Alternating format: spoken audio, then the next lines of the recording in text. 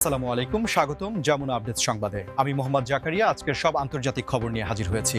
শুরুতেই জানিয়ে দিব সংবাদ শিরোনাম, তারপর বিস্তারিত।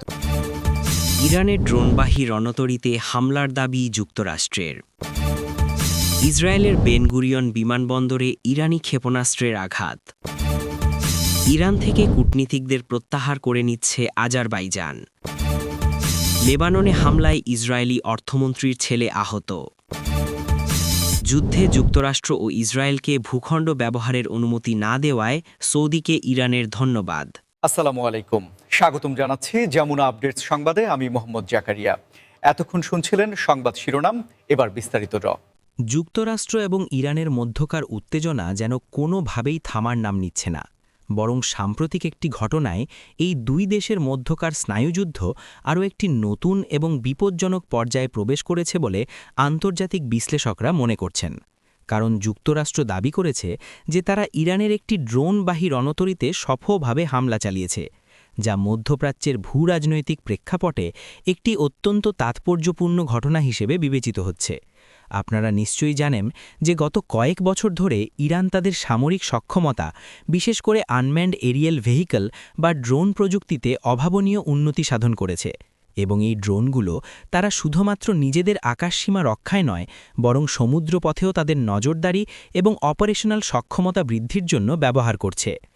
মার্কিন প্রতিরক্ষা দপ্তরের পক্ষ থেকে জানানো হয়েছে যে আন্তর্জাতিক জলসীমায় টহল দেওয়ার সময় ইরানের এই বিশেষ রণতরীটি মার্কিন স্বার্থ এবং তাদের মিত্রদের জন্য একটি সম্ভাব্য হুমকি তৈরি করছিল, যার ফলে যুক্তরাষ্ট্র এই ধরনের প্রতিরোধমূলক পদক্ষেপ নিতে বাধ্য হয়েছে। এই ধরনের ড্রোনবাহী রণতরীগুলো মূলত সমুদ্রে ভাসমান একটি লঞ্চ প্যাড হিসেবে কাজ করে, যেখান থেকে খুব সহজেই নজরদারি ড্রোন বা অ্যাটাক ড্রোন উৎক্ষেপণ করা সম্ভব, যা ওই অঞ্চলে চলাচলকারী বাণিজ্যিক জাহাজ বা সামরিক বহরের জন্য একটি বড় ধরনের ঝুঁকির কারণ হতে পারে।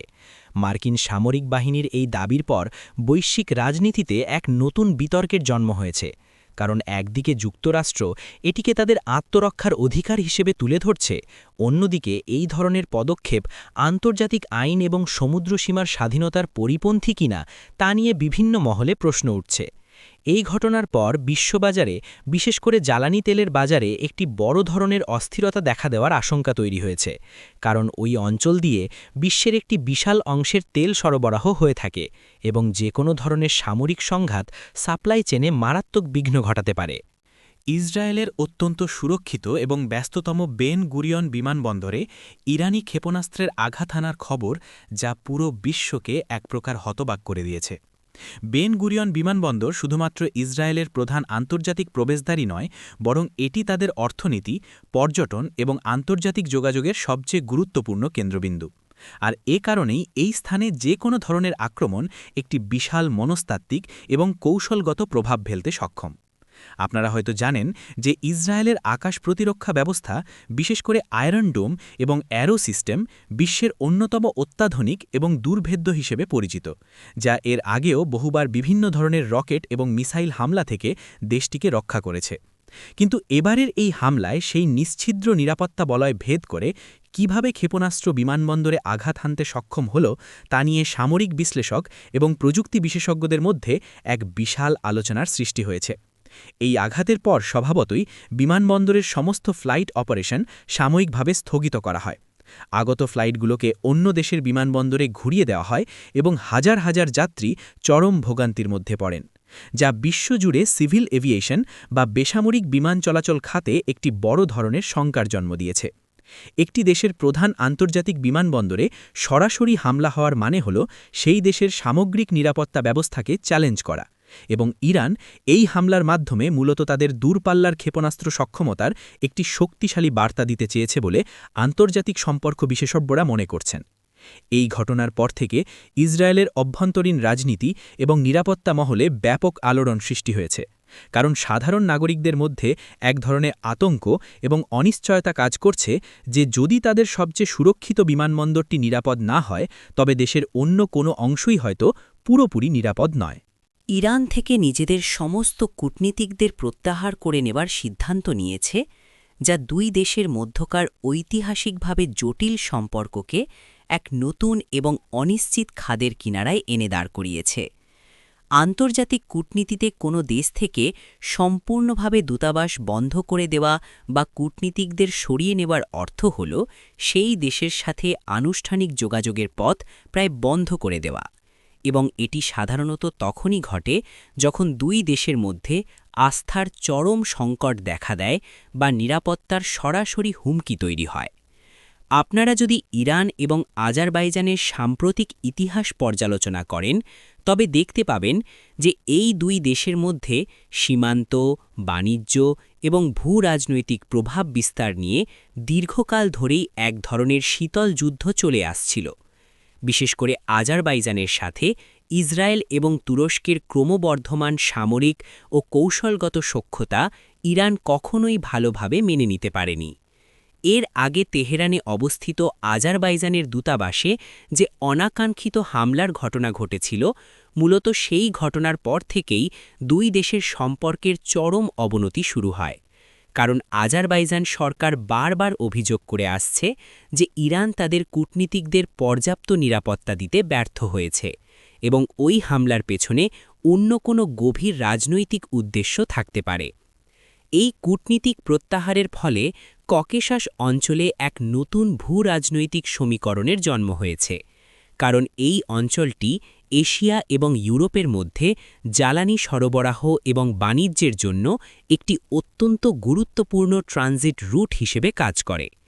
ইরান এবং আজারবাইজানের মধ্যে যদি কোনো ধরনের দীর্ঘস্থায়ী সংঘাত বা কূটনৈতিক অচলাবস্থা বিরাজ করে, তবে তা ওই অঞ্চলের প্রস্তাবিত আন্তর্জাতিক ট্রান্সপোর্ট করিডোর এবং এনার্জি পাইপলাইনগুলোর জন্য বড় ধরনের প্রতিবন্ধকতা সৃষ্টি করতে পারে, যা সরাসরি বৈশ্বিক অর্থনীতিতে প্রভাব ফেলবে। ইসরায়েলের শীর্ষ রাজনৈতিক মহলের অন্দরমহলে গিয়ে আঘাত হেনেছে যখন খবর এসেছে যে লেবাননে চলা সামরিক অভিযানের সময় ইসরায়েলি অর্থমন্ত্রীর ছেলে গুরুতরভাবে আহত হয়েছেন, যা ইসরায়েলের অভ্যন্তরীণ রাজনীতি এবং জনমতের ওপর একটি বিশাল প্রভাব ফেলছে। ইসরায়েলে একটি নিয়ম রয়েছে যে সেখানের প্রায় সমস্ত প্রাপ্তবয়স্ক নাগরিককেই বাধ্যতামূলকভাবে সেনাবাহিনীতে নির্দিষ্ট সময় পর্যন্ত সেবা দিতে হয়, এবং রাজনৈতিক নেতা থেকে শুরু করে সাধারণ নাগরিক সবাইকেই এই নিয়মের মধ্য দিয়ে যেতে হয়, যার কারণে অনেক সময় শীর্ষ নেতাদের পরিবারের সদস্যরাও সরাসরি যুদ্ধক্ষেত্রে ফ্রন্ট লাইনে অবস্থান করেন। লেবানন সীমান্তে গত কয়েক মাস ধরে যে তীব্র গোলাগুলি এবং সামরিক উত্তেজনা চলছে, এটি মূলত সেই ধারাবাহিকতারই একটি অংশ যেখানে ইসরায়েলি সামরিক বাহিনী এবং লেবাননের সশস্ত্র গোষ্ঠীগুলোর মধ্যে প্রতিনিয়ত সংঘর্ষ হচ্ছে। অর্থমন্ত্রীর ছেলের এই আহত হওয়ার ঘটনাটি এমন এক সময় ঘটল যখন ইসরায়েলের ভেতরে চলমান এই দীর্ঘস্থায়ী যুদ্ধ এবং এর অর্থনৈতিক প্রভাব নিয়ে সাধারণ মানুষের মধ্যে মিশ্র প্রতিক্রিয়া দেখা যাচ্ছে, এবং সরকারের অনেক মন্ত্রীও এই সামরিক কৌশল নিয়ে বিভিন্ন ধরনের চাপের মুখে রয়েছেন। যখন কোনো দেশের শীর্ষ পর্যায়ের নীতি নির্ধারক বা মন্ত্রীর পরিবারের কেউ যুদ্ধে সরাসরি ক্ষতিগ্রস্ত হন, তখন সেই ঘটনাটি দেশের সাধারণ জনগণের মধ্যে এক ধরনের আবেগঘন পরিস্থিতির সৃষ্টি করে, এবং অনেকেই মনে করেন যে দেশের নেতারা শুধুমাত্র নির্দেশই দেন না, বরং সাধারণ মানুষের মতোই তাদের পরিবারও সমান ঝুঁকির মধ্যে রয়েছে।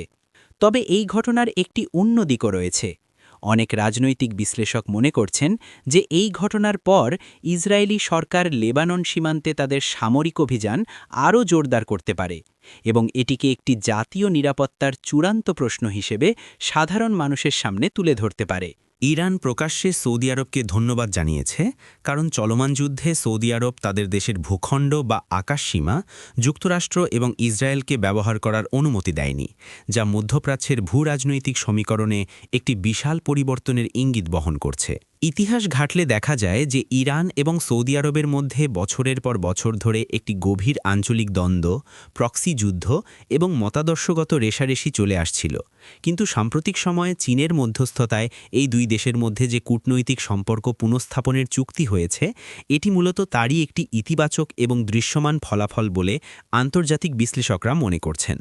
বর্তমান সংঘাতময় পরিস্থিতিতে যুক্তরাষ্ট্র এবং তাদের মিত্ররা যখন ইরানের ওপর চাপ প্রয়োগ করার জন্য মধ্যপ্রাচ্যে তাদের সামরিক উপস্থিতি বৃদ্ধি করার চেষ্টা করছে, তখন ভৌগোলিক এবং কৌশলগতভাবে অত্যন্ত গুরুত্বপূর্ণ স্থানে অবস্থিত সৌদি আরবের এই নিরপেক্ষ অবস্থান একটি বড় ধরনের গেম চেঞ্জার হিসেবে কাজ করছে।